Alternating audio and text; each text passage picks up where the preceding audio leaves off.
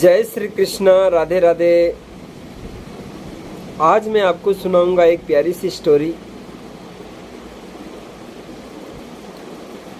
Story की कहानी बहुत अच्छी है, स्टोरी भी बहुत अच्छी है, लेकिन स्टोरी में दुख बहुत ज़्यादा है।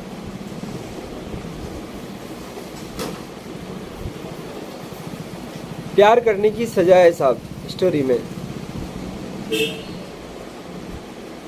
एक लड़की को एक लड़के से प्यार हो जाता है, एक लड़के को एक लड़की से प्यार हो जाता है।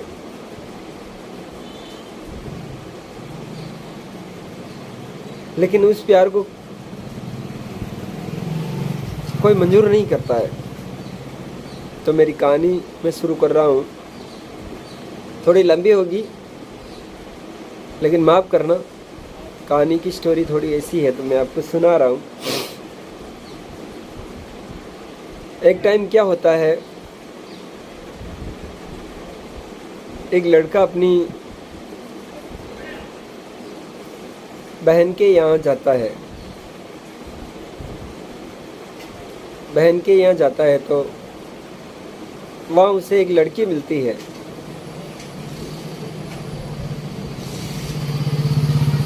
तो उस लड़की से उस लड़के को प्रेम हो जाता है, और उस लड़की को भी उस लड़के से प्रेम हो जाता है।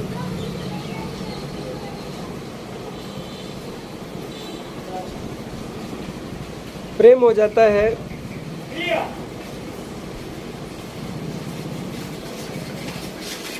तो धीरे धीरे समय अनुसार लोगों को पता चलता है।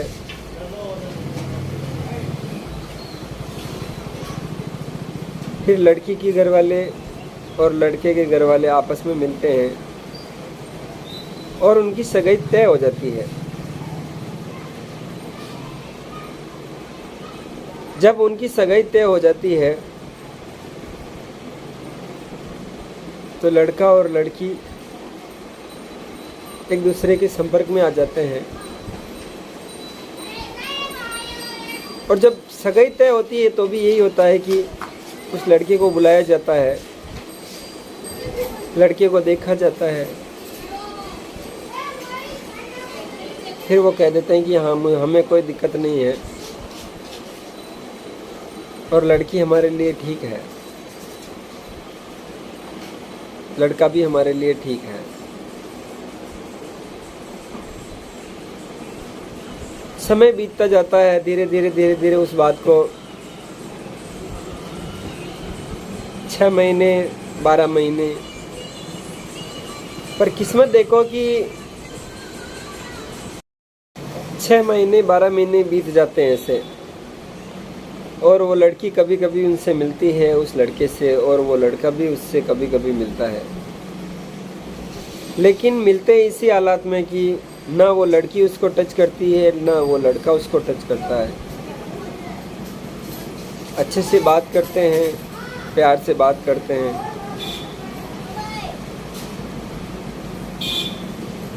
लेकिन रहते बहुत अच्छे हैं। धीरे धीरे उस लड़की के परिवार को पता चल जाता है कि हमारी लड़की उससे मिलती है। तो उस लड़की के परिवार में धीरे धीरे खटास हो जाती है कि हमारी लड़की उससे मिलती है।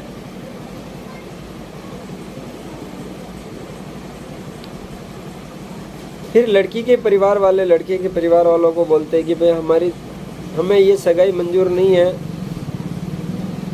और हम हमारी लड़की को कहीं दूसरी जगह देखेंगे और हमारी लड़की की सगाई दूसरी जगह करेंगे।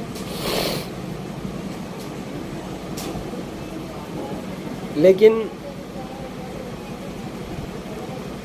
वो लड़की कहती है कि नहीं, मेरी शादी तो वहीं होगी, इसके अलावा मैं दूसरी जगह शादी नहीं करूँगी।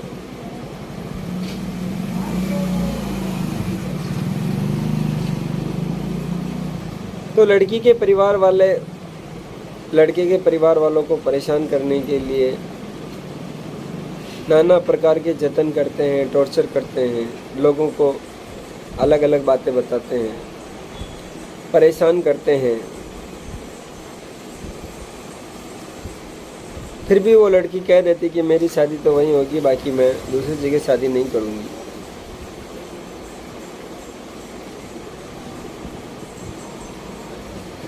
तो फिर उस लड़की के माँ बाप बोलते हैं कि चलो कोई नहीं, कर देते हैं शादी।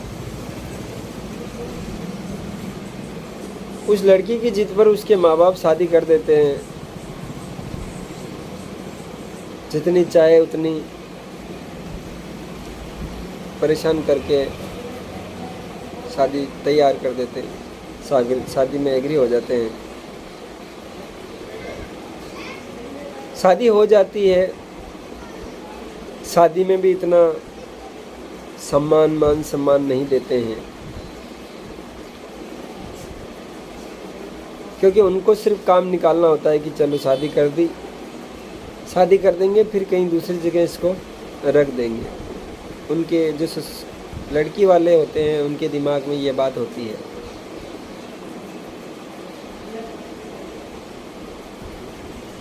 तो जब उनकी शादी हो जाती है उसके 2 महीने 1.5 महीने बाद, अब लड़की लड़का है,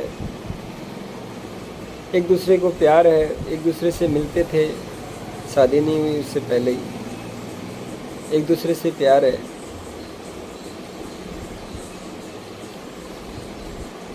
तो शादी होने के बाद जाहिर है वो एक दूसरे से संपर्क में आएंगे, बातें करेंगे।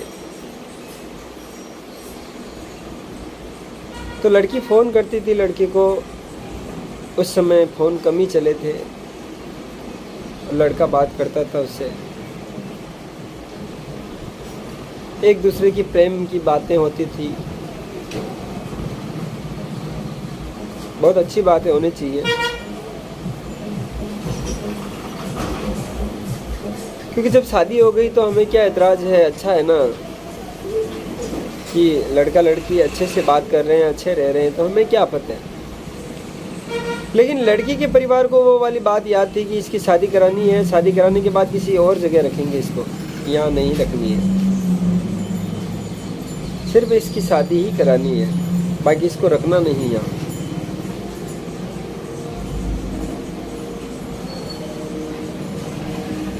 तो धीरे धीरे लड़की वाले लड़की को टॉर्चर करने लग जाते हैं, परेशान करने लग जाते हैं,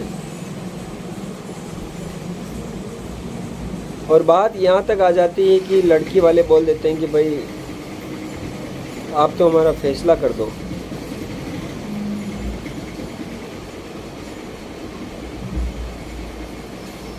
जात समाज को एक साथ इकट्ठा करके बोल देते हैं फैसला कर दो। लेकिन लड़की को कहाँ मंजूर था, लड़की तो नहीं चाहती थी कि मेरा फैसला हो, लड़की तो चाहती थी कि मैं उसी घर में जाऊंगी, उसी के साथ रहूंगी। लड़के वाले को बुलाकर उनकी जो भी गहना होता है वो दे देते हैं। ऐसे में लड़की सोचती है कि अब जब मैं साथ में नहीं जाऊंगी और अब अगर यहीं रह गई तो फिर मैं कभी नहीं जा पाऊंगी। तो ऐसे में क्या करती है कि लड़की अपने ससुर जी के साथ अपने ससुराल चली जाती है, अपने मायके वालों को छोड़कर। ससुराल चली जाती है, अच्छे से रहने लगती है।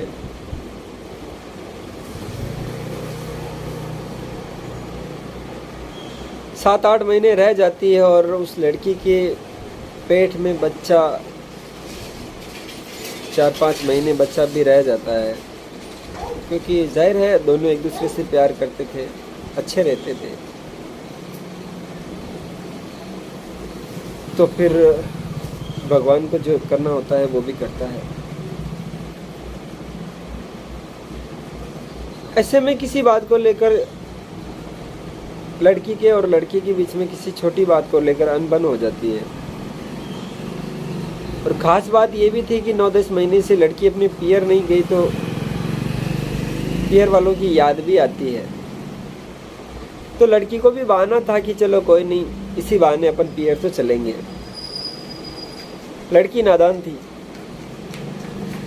उसे इतनी समझ नहीं थी कि मेरा परिवार मेरे साथ क्या करने वाला है।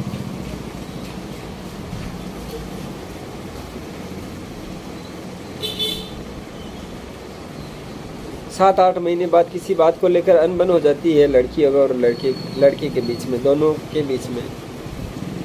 तो लड़की अपने ससुराल से निकलती है और अपने मौसी के यहाँ चली जाती है। चली जाती है। मौसी 2 दिन रखती है, तीसरे दिन नहीं, मौसी हाँ 2 दिन मान लो, 2 दिन रखती है। तीसरे दिन मौसी उसके पियर लेके आ जाती है उसके माँ बाप के पास। तो लड़की को भी खुशी होती है कि चलो इसी बहाने माँ बाप को देख लिया, क्योंकि 9-10 महीने बाद माँ बाप को देख रहे हैं। तो माँ बाप की याद किसे नहीं आती, सबको आती है। लेकिन माँ बाप के मन में क्या चल रहा होता है, इस बात का लड़की को कोई भनक नहीं होती। माँ बाप के दिमाग में अभी भी यही चल रहा होता है कि हमारी लड़की वहाँ नहीं जाएगी, हमारी लड़की को किसी और जगह देना है।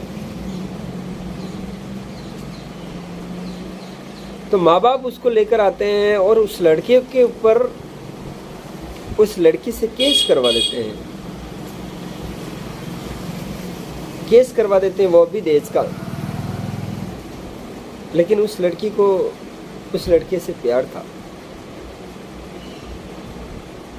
क्योंकि उसको तो पता है कि जो मेरा पति है, जिससे मैं प्यार करती हूँ, वो मुझे कितना चाहता है। तो जब केस हो जाता है यार, पुलिस वाले लड़के के घर वालों के पास जाते हैं, लड़के के घर वालों को उठा लेते हैं, लड़के को भी उठा लेते हैं, क्योंकि देश का मामला ही ऐसा है साहब। जब उसको उठा लेते हैं उनके घर वालों को, तो लड़की से पूछा जाता है कि क्या तुमने यह केस लगाया था और तुम्हारे से इस लड़के ने दहेज मांगा था? तो लड़की बोलती कि नहीं है, मेरे से कोई दहेज नहीं मांगा था, मुझे कुटा पिटा कुछ भी नहीं है, मेरे साथ ऐसी कोई घटना नहीं हुई है। सिर्फ छोटी सी बात को लेकर मैं यहाँ से रूठ के चली गई थी अपने पियर, मौसी के यहाँ गई, मौसी ने मुझे पियर रख दी, बाकी इससे ज़्यादा कुछ भी नहीं हुआ मेरे साथ। तो पुलिस वालों ने और जो कानूनी व्यवस्था होती है, तो वहाँ पे उन्होंने पूछा है कि भाई ये जो लिखा हुआ है इसमें कि इतना पैसा मांगते हैं, कूटते हैं, पीटते हैं, तेरे साथ गलत व्यवहार करते हैं, दुर्व्यवहार करते हैं, तो कि नहीं ऐसा कुछ भी नहीं है। तो क्या करेगी, तो किसके साथ रहेगी? लड़की से पूछा जाता है तो किसके साथ रहेगी, अपने पियर वालों के पक्ष में रहेगी कि अपने ससुराल वालों के पक्ष में रहेगी? तो लड़की ने कहा नहीं, मैं अपने हस्बैंड के साथ रहूँगी। तो इसका मतलब यह केस तूने नहीं लगाया? तो लड़की ने कहा मैंने नहीं लगाया और मुझे इसकी पूरी जानकारी भी नहीं। तो वहाँ पे उस लड़की को उस लड़की के साथ कर दिया जाता है, बोल दिया जाता है कि तुम दोनों अच्छे रहो।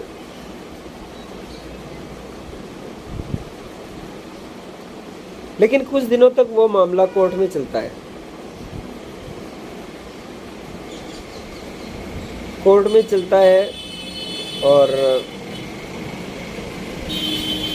उस मामले की पेशी आ जाती है छोरे के, वो जो लड़का होता है उसके घर पे उसका वारंट आ जाता है, पेशी का वारंट आ जाता है।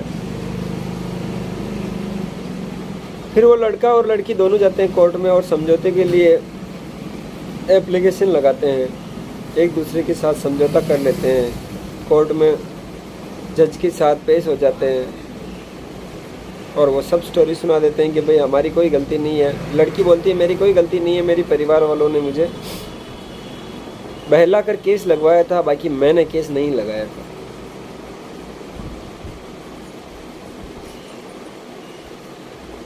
उसके बाद कंटिन्यू लड़की 5 साल तक अपने पियर नहीं जाती है।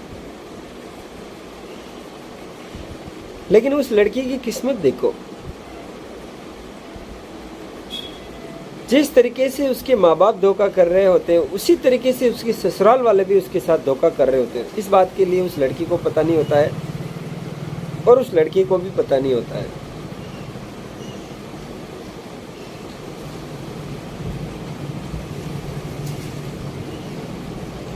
कुछ ही दिनों के बाद उस लड़के को और उस लड़की को घर से निकाल दिया जाता है, अपने ससुराल से, मतलब लड़के वालों के यहाँ से उस लड़की को और उस लड़के को दोनों को निकाल दिया जाता है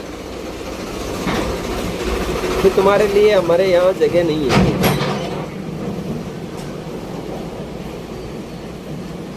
पहले तो लड़की के माता पिता परेशान कर रहे थे, अब लड़के के माता पिता भी परेशान करने लगे। ऐसे में अब बातें धीरे धीरे कुछ और होने लगी। अब लड़का और लड़की सोचे कि जहाँ जाए तो कहाँ जाए। फिर किसी ने ज्ञान दिया कि यार तुम जाओ मत, किसी के यहाँ कमरा हमरा किराए ले लो और वहाँ रहने लग जाओ। वो लड़का और वो लड़की बिल्कुल नादान थे, इतने समझदार तो नहीं थे। फिर वो धीरे धीरे किसी के यहाँ किराए पर रहने लगे।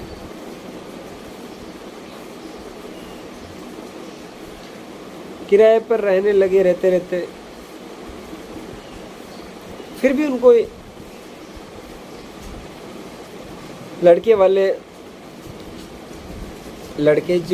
के माँ बाप थे जो उस लड़के को और उस लड़की को परेशान करने लगे, परेशान हो गए। फिर उन्होंने गांव छोड़ दिया।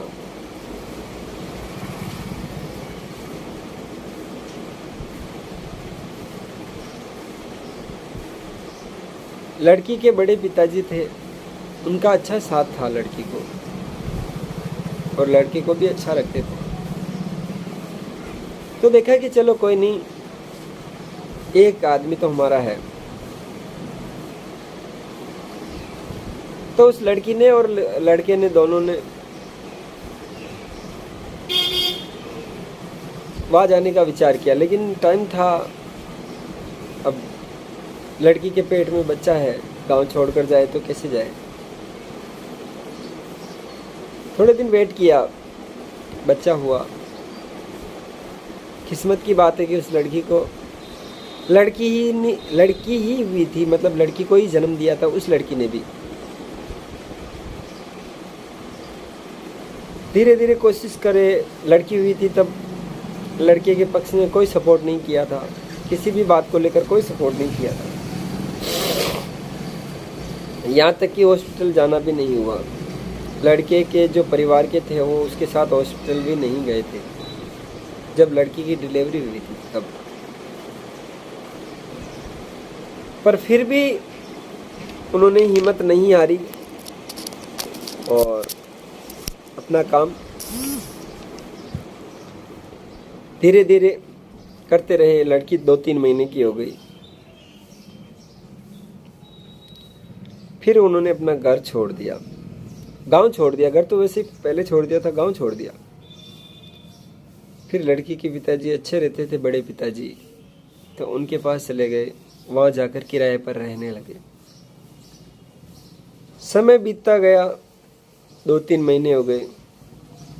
लड़का काम करता था, लेकिन लड़की के बड़े पिताजी बहुत अच्छे थे, उनके विचार भी अच्छे थे। वो ये सोचते थे कि ये लड़का और लड़की हमारे पास रह रहे हैं, इनको कुछ ऐसी बातें बताओ जिससे कि ये 2 पैसा बचाए, क्योंकि इनका आगे भी कोई नहीं है, पीछे भी कोई नहीं है। ना लड़के के परिवार वाले साथ में है, ना लड़की के परिवार वाले साथ में। तो इनको ऐसा ज्ञान दो कि ये 2 पैसा बचाए और अपने फायदे के लिए काम में लेवे।